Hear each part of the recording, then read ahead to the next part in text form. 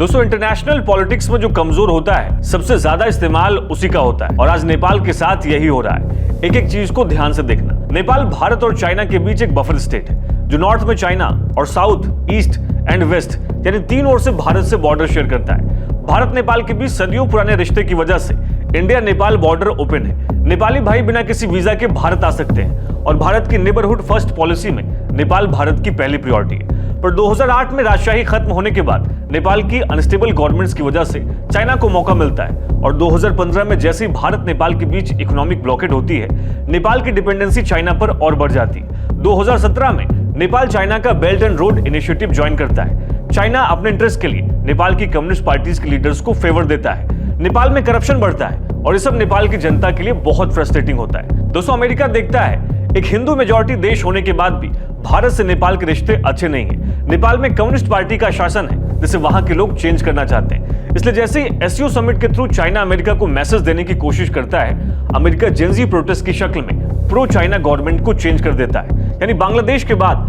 भारत के एक और पड़ोसी देश में अंतरिम गवर्नमेंट एस्टैब्लिश होगी और इन्हीं दोनों के बीच सिलीगुड़ी कॉरिडोर है।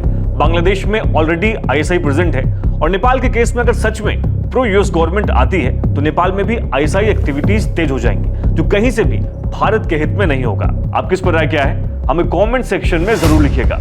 ऐसे और वीडियोस के अपडेट्स के लिए चैनल को सब्सक्राइब और इंस्टा पेज को फॉलो जरूर करिएगा।